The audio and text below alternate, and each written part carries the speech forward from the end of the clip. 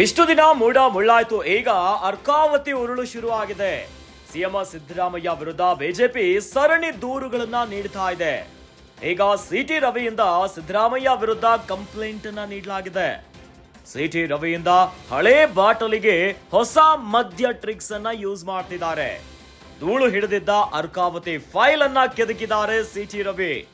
ಮೂಡ prosecution ಮಧ್ಯೆ ಅರ್ಕಾವತಿ ತಲೆಬಿಸಿ ಶುರುವಾಗಿದೆ. ಈಗ ಅರ್ಕಾವತಿ ಡಿನೋಟಿಫಿಕೇಶನ್ ಹಗರಣದ ವಿಚಾರಕ್ಕೆ ಸಂಬಂಧಪಟ್ಟಂತೆ ಈಗ ಮುನ್ನೆಲೆಗೆ ಬಂದಿದೆ. ಅರ್ಕಾವತಿ ಡಿನೋಟಿಫಿಕೇಶನ್ ಹಗರಣ ವಿಚಾರ, ಅರ್ಕಾವತಿ ವರದಿ ಕುರಿತು ಬಹಿರಂಗಪಡಿಸಲು ಆಗ್ರಹವನ್ನ ಮಾಡ್ತಿದ್ದಾರೆ. ಎಂಎಲ್ಸಿ ಸಿಟಿ ರವಿಯಿಂದ ರಾಜ್ಯಪಾಲರಿಗೆ ಪತ್ರ ಹೋಗಿದೆ. ಇನ್ನು ನ್ಯಾಯಮೂರ್ತಿ ಕೆಂಪಣ್ಣ ನೀಡಿರುವ ವರದಿಯನ್ನ ಬಹಿರಂಗಪಡಿಸಲು ಒತ್ತಾಯವನ್ನ ಮಾಡಿದ್ದಾರೆ.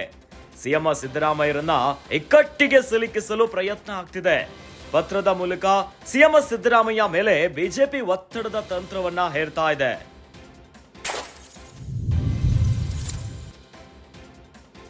ರಾಜ್ಯ ರಾಜಕೀಯದಲ್ಲಿ ಮೂಡ ಮುಳ್ಳಾಯ್ತು. ಈಗ ಅರ್ಕಾವತಿ ಉರುಳು ಶುರುವಾಗುಬಿಟ್ಟಿದೆ. ಸಿಎಂ ಸಿದ್ದರಾಮಯ್ಯ ವಿರುದ್ಧ ಬಿಜೆಪಿ ಸರಣಿ ದೂರುಗಳನ್ನ ಕೊಡ್ತಾ ಇದೆ. ಇನ್ನು ಮೂಡಾ ಕೇಸ್ಗೆ ಸಂಬಂಧಿಸಿದಂತೆ ಸಿಎಂ ಸಿದ್ದರಾಮಯ್ಯ ವಿರುದ್ಧ ಪ್ರಾಸಿಕ್ಯೂಷನ್ಗೆ ಈಗಾಗಲೇ ರಾಜ್ಯಪಾಲರು ಅನುಮತಿಯನ್ನ ಕೊಟ್ಟಿದ್ದಾರೆ. ಅದೇ ಈಗ ರಾಜ್ಯದಲ್ಲಿ ಹೊತ್ತಿ ಉರಿತಾ ಇದೆ ಮೂಡಾ ಪ್ರಕರಣ.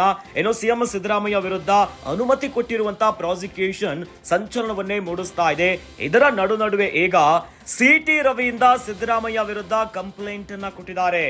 ಸಿಟಿ ರವಿಯಿಂದ ಹಳೇ ಬಾಟಲಿಗೆ ಹೊಸ ಮದ್ಯದ ಟ್ರಿಕ್ಸ್ ಅನ್ನ ಯೂಸ್ ಮಾಡಿದ್ದಾರೆ.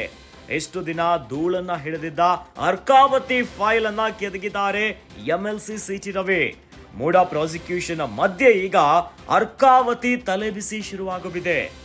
ಅರ್ಕಾವತಿ ಡಿನೋಟಿಫಿಕೇಶನ್ ಹಗರಣ ವಿಚಾರಕ್ಕೆ ಸಂಬಂಧಪಟ್ಟಂತೆ ಈಗ ಅರ್ಕಾವತಿ ವರದಿಯ ಕುರಿತು ಅದನ್ನು ಬಹಿರಂಗಪಡಿಸಲು ಆಗ್ರಹವನ್ನ ಮಾಡಿದ್ದಾರೆ. ಎಂಎಲ್ಸಿ ಸಿಟಿ ರವಿಯಿಂದ ರಾಜ್ಯಪಾಲರಿಗೆ ಪತ್ರ ಹೋಗಿದೆ. ಇದರ ಜೊತೆಯಲ್ಲಿ ನ್ಯಾಯಮೂರ್ತಿ ಕೆಂಪಣ್ಣ ನೀಡಿರುವ ವರದಿಯನ್ನ ಬಹಿರಂಗಪಡಿಸಲು ಒತ್ತಾಯವನ್ನ ಮಾಡಿದ್ದಾರೆ. ಈ ಮೂಲಕ ಸಿಎಂ ಸಿದ್ದರಾಮಯ್ಯರನ್ನ ಇಕ್ಕಟ್ಟಿಗೆ ಸಿಲುಕಿಸಲು ಪ್ರಯತ್ನ ಆಗ್ತಿದೆ. ಪತ್ರದ ಮೂಲಕ ಸಿದ್ದರಾಮಯ್ಯ ಮೇಲೆ ಒತ್ತಡವನ್ನ ಹೇರ್ತಾ ಇದೆ ಬಿಜೆಪಿ.